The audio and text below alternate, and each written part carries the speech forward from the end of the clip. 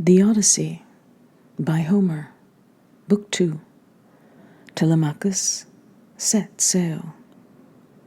When young Dawn, with her rose-red fingers, shone once more, the true son of Odysseus sprang from bed and dressed. Over his shoulder he slung his well-honed sword, fastened rawhide sandals under his smooth feet, and stepped from his bedroom, handsome as a god. At once he ordered heralds to cry out loud and clear, and summoned the flowing-haired Achaeans to full assembly. Their cries rang out. The people filed in quickly. When they'd grouped, crowding the meeting grounds, Telemachus strode in too, a bronze spear in his grip, and not alone. 2 sleek hounds went trotting at his heels. And Athena lavished a marvelous splendor on the prince, so the people all gazed in wonder as he came forward, the elders making way as he took his father's seat. The first to speak was an old lord, Egyptius, stooped with age, who knew the world by heart. For one dear son had sailed with King Odysseus, bound in the hollow ships to the stallion land of Troy, the spearman, Antiphus. But the brutal Cyclops killed him, trapped in his vaulted cave. The last man the monster ate. 3 other sons he had, one who mixed with the suitors, Eurynomus, and 2 kept working their father's farms. Still, he never forgot the soldier, desolate in his grief. In tears for the son he lost, he rose and said among them, "Hear me, men of Ithaca, hear what I have to say. Not once have we held assembly, met in session, since King Odysseus sailed in the hollow ships. Who has summoned us now? One of the young men?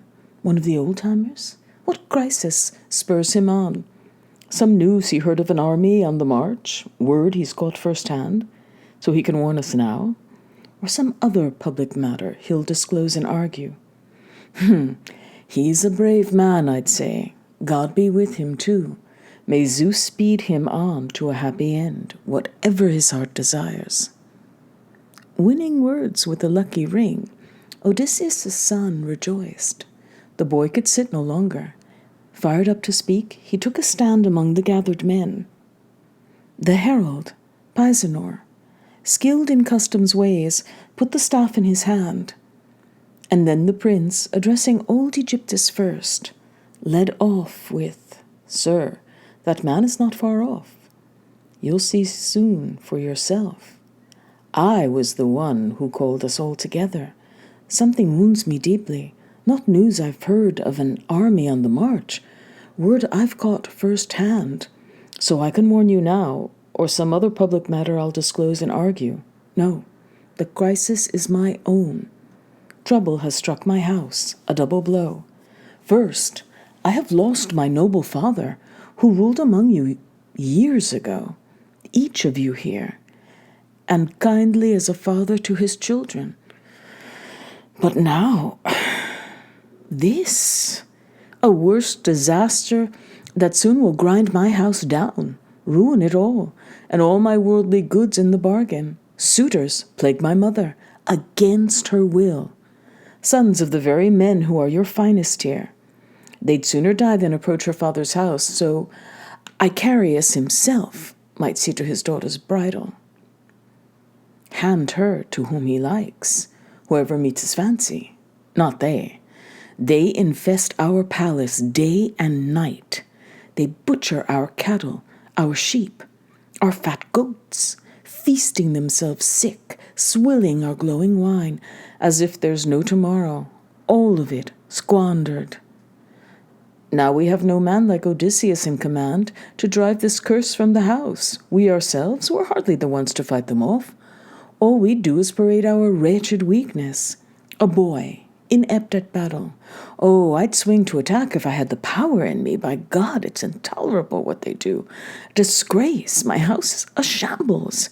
You should be ashamed of yourselves, mortified in the face of neighbors living round about. Fear the gods' wrath before they wheel in outrage and make these crimes recoil on your heads. I beg you, by Olympian Zeus, by Themis too, who set assemblies free and calls us into session, stop, my friends. Leave me alone to pine away in anguish.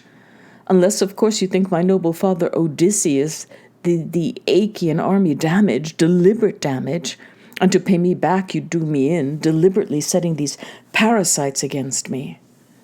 Better for me if you were devouring all my treasure, all my cattle, if you were the ones. We'd make amends in no time. We'd approach you for reparations round the town, demanding our goods till you'd return the lot. But now, look, you load my heart with grief. There's nothing I can do. Filled with anger, down on the ground, he dashed the speaker's scepter, bursting into tears. Pity seized the assembly. All just sat there, silent. No one had the heart to reply with harshness. Only Antinous, who found it in himself to say, "So high and mighty Telemachus, such unbridled rage. Well now, fling your accusations at us. Think to pin the blame on us? You think again. It's not the suitors here who deserve the blame. It's your own dear mother, the matchless queen of cunning. Look here.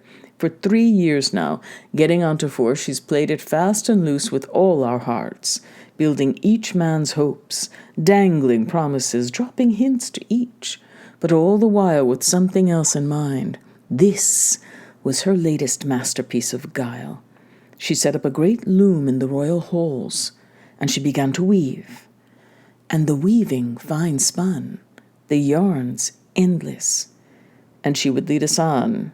Young men, my suitors, now that King Odysseus is no more, go slowly, keen as you are to marry me, until I can finish off this web, so my weaving won't all fray and come to nothing. This is a shroud for old Lord Laertes, for that day when the deadly fate that lays us out at last will take him down. I dread the shame my countrywomen would heap upon me. Yes, if a man of such wealth should lie in state without a shroud for cover." Her very words. And despite our pride and passion, we believed her. So by day, she'd weave at her great and growing web. By night, by the light of torches set beside her, she would unravel all she'd done. 3 whole years. She deceived us, blind, seduced us with this scheme. Then, when the wheeling seasons brought this 4th year on, one of her women, in on the queen's secret, told the truth, and we caught her in the act, unweaving her gorgeous web. So, she finished it off, against her will. We forced her. Now, Telemachus, here is how the suitors answer you. You burn it in your mind, you and all our people. Send your mother back. Direct her to marry whomever her father picks, whoever pleases her, so long as she persists in tormenting us, quick to exploit the gifts Athena gave her, a skilled hand for elegant work, a fine mind and subtle wiles too. We've never heard the like, not even in old stories sung of all Achaea's well-coiffed queens who graced the years gone by. Mycenae crowned with garlands, Tyrol and Alcmena. Not one could touch Penelope for her intrigue. But in this case, she intrigued beyond all limits. So, we will devour your worldly goods and wealth as long as she holds out, holds to that course the gods have charted deep inside her heart. Great renown she wins for herself, no doubt.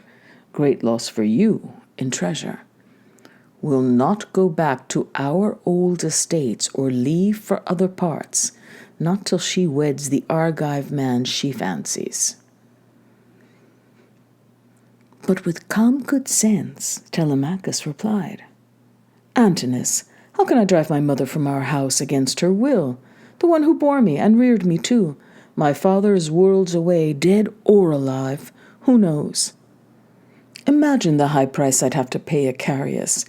If all on my own I send my mother home, oh, what I would suffer from her father, and some dark god would hurt me even more when mother, leaving her own house behind, calls down her withering furies on my head, and our people's cries of shame would hound my heels. I will never issue that ultimatum to my mother, and you, if you had any shame in your own hearts, you must leave my palace. See to your feasting elsewhere, devour your own possessions, house to house by turns. But if you decide the fare is better, richer here, destroying one man's goods and going scot-free, all right then, carve away. But I'll cry out to the everlasting gods in hopes that Zeus will pay you back with a vengeance, all of you destroyed in my house, while I go scot-free myself. And to seal his prayer, far-seeing Zeus sent down a sign. He launched 2 eagles, soaring high from a mountain ridge, and down they glided, borne on the wind's draught a moment, wing to wing tip, pinions straining taut, till just above the assembly's throbbing hum, they whirled, suddenly, wings thrashing, wild onslaught of wings and banking down at the crowd's heads, a glaring, fatal sign. Talons slashing each other, tearing cheeks and throats, they swooped away on the right through homes and city. All were dumbstruck, watching the eagles trail from sight, people brooding deeply what might come to pass, until the old warrior Halitherses, master's son, broke the silence for them, the one who outperformed all men of his time at reading bird signs, sounding out the omens, rose and spoke, distraught for each man there. Hear me, men of Ithaca, hear what I have to say, though my revelations strike the suitors first of all. A great disaster is rolling like a breaker toward their heads. Clearly, Odysseus won't be far from loved ones any longer. Now, right now, he's somewhere near, I tell you, breeding bloody death for all these suitors here, pains aplenty, too, for the rest of us who live in Ithaca's sunlit air. Long before that, we must put our heads together, find some way to stop these men, or let them stop themselves. Better for them that way by far. I myself am no stranger to prophecy. I can see it now. Odysseus, all is working out for him, I say, just as I said it would that day the Argives sailed for Troy, and the mastermind of battle boarded with them. I said then, after many blows, and all his shipmates lost, after 20 years had wheeled by, he would come home, unrecognized by all, and now, look. It all comes to pass. Stop, old man. Eumaeus's, Polybus's son, rose up to take him on. Go home and babble your omens to your children. Save them from some catastrophe coming soon. I'm a better hand than you at reading portents. Flocks of birds go fluttering under the sun's rays. Not all are fraught with meaning. Odysseus, he's dead now, far from home. Would to God that you died with him too. We've escaped your droning prophecies then, and the way you've loosed the dogs of this boy's anger, your eyes peeled for a house gift he might give you. Here's my prophecy, bound to come to pass, if you old codger, wise as the ages talk him round, incite the boy to riot. He'll be the first to suffer, let me tell you. And you, old man, we'll clap some fine on you.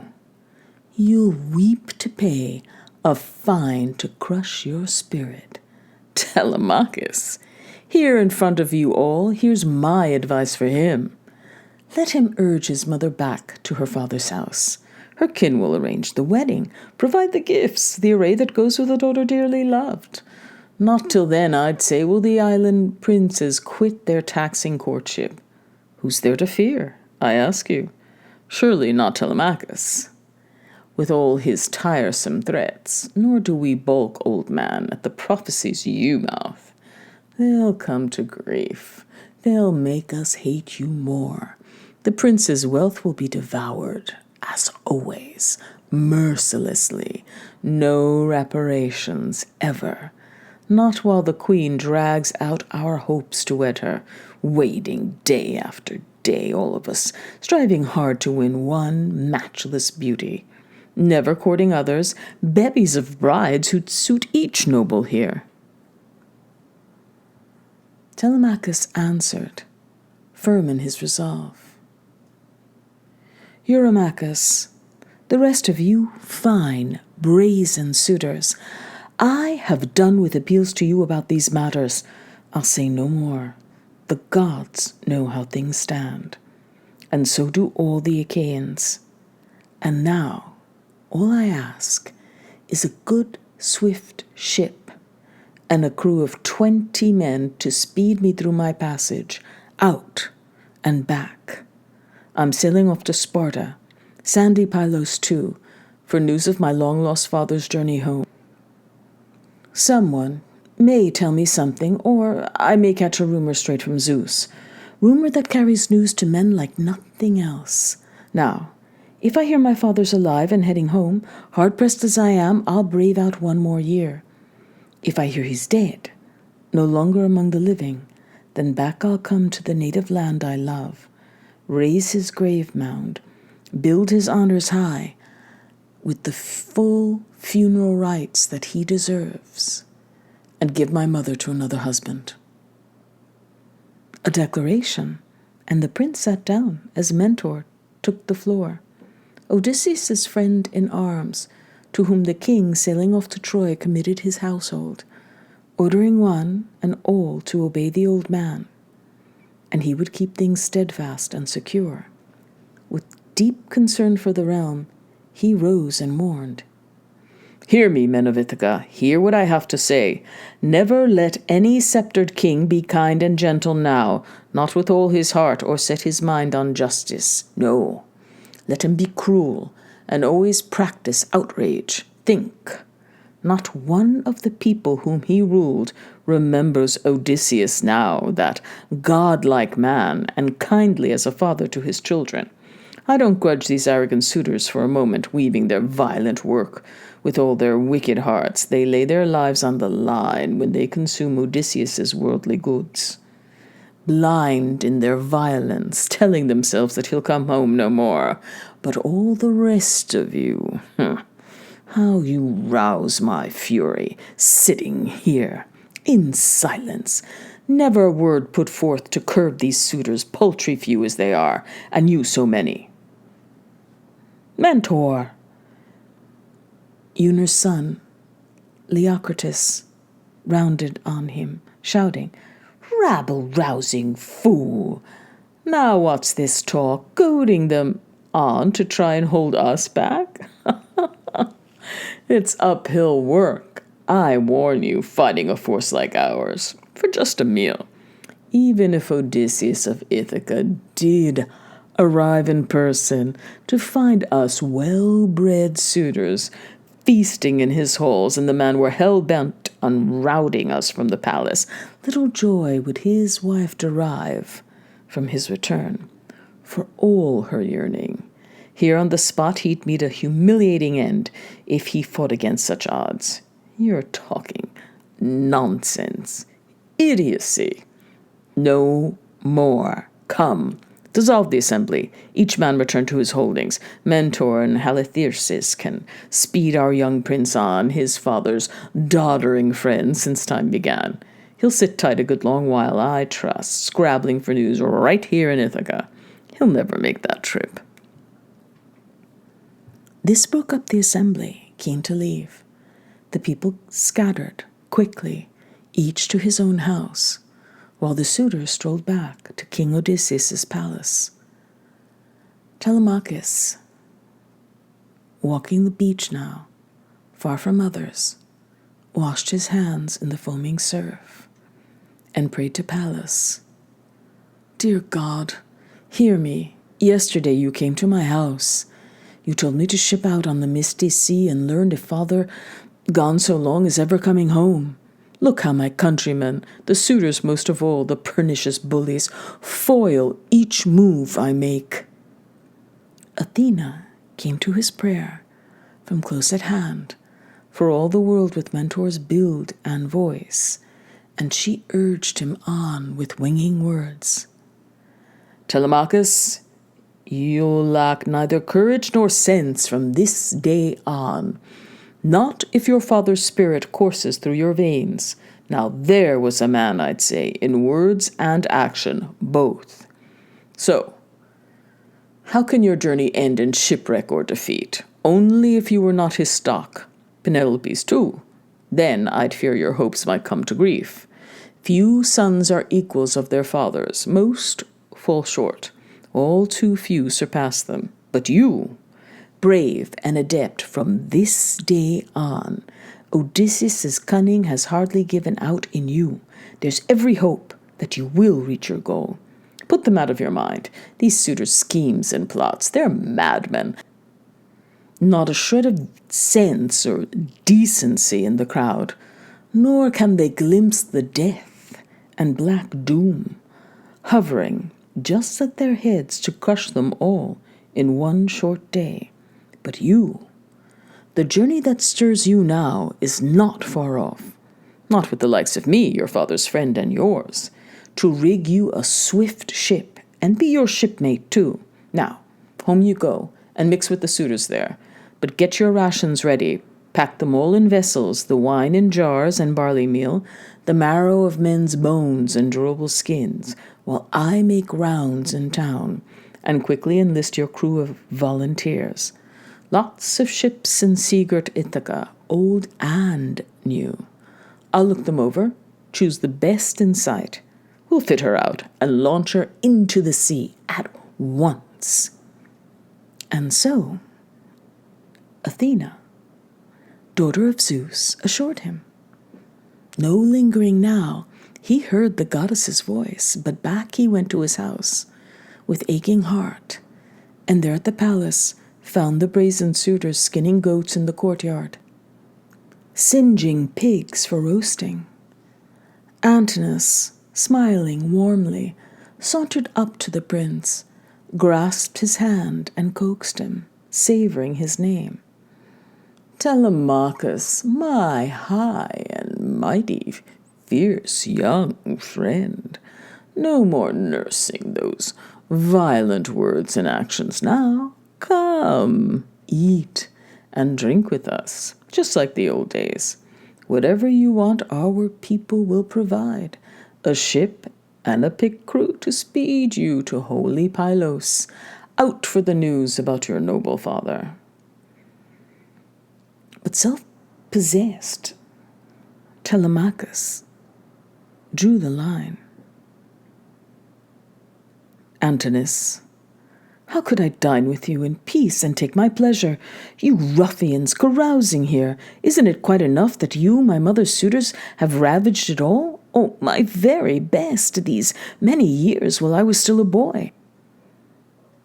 But now that I'm full grown and can hear the truth from others, absorb it too, now, yes, that the anger seethes inside me, I'll stop at nothing to hurl destruction at your heads, whether I go to Pylos or sit tight here at home. But the trip I speak of will not end in failure. Go I will, as a passenger, nothing more, since I don't seem to command my own crew. That, I'm sure, is the way that suits you best."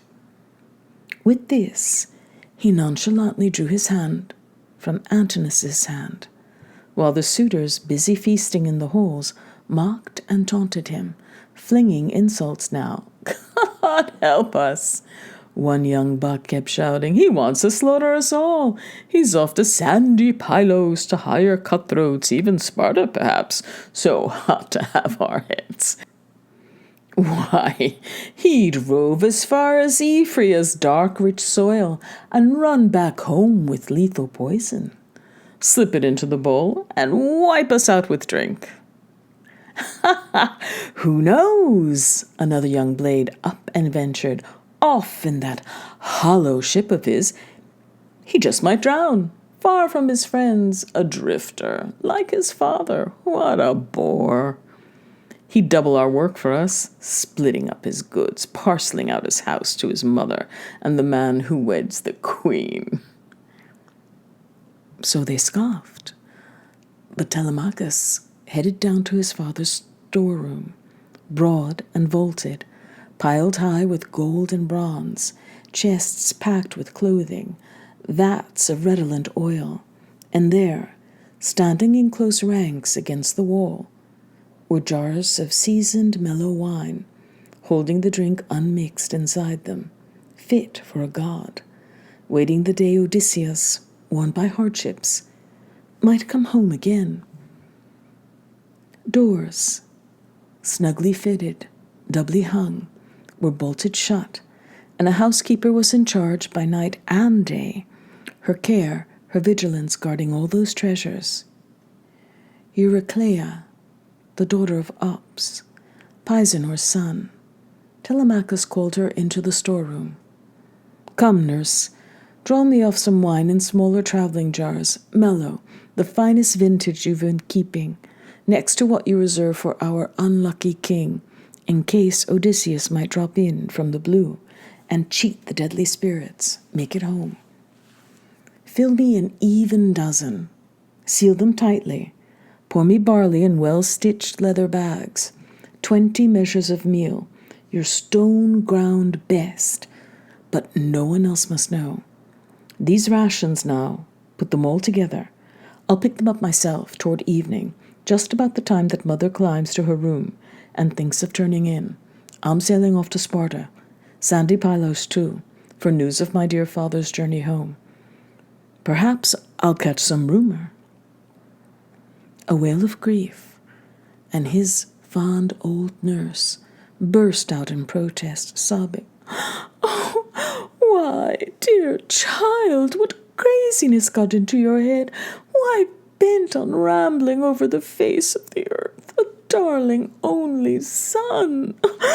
Your father's worlds away, God's own Odysseus dead, in some strange land, and these brutes here just wait the moment you're gone. They'll all be scheming against you, kill you by guile, they will, and carve your birthright up in pieces. No, no, sit tight here. Guard your own things here. Don't go roving over the barren salt sea. No need to suffer so." "Courage, old woman," thoughtful Telemachus tried to reassure her. "There's a God who made this plan.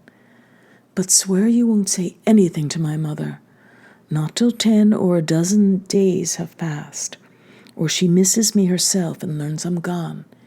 She mustn't mar her lovely face with tears." The old one swore a solemn oath to the gods, and vowing she would never breathe a word, quickly drew off wine in 2-eared jars, and poured barley in well-stitched leather bags. Telemachus returned to the hall and joined the suitors. Then, bright-eyed Pallas thought of one more step. Disguised as the prince, the goddess roamed through town, pausing beside each likely crewman, giving orders. "Gather beside our ship at nightfall. Be there." She asked Noman, Phoenius' generous son, to lend her a swift ship. He gladly volunteered. The sun sank, and the roads of the world grew dark. Now the goddess hauled the swift ship down to the water.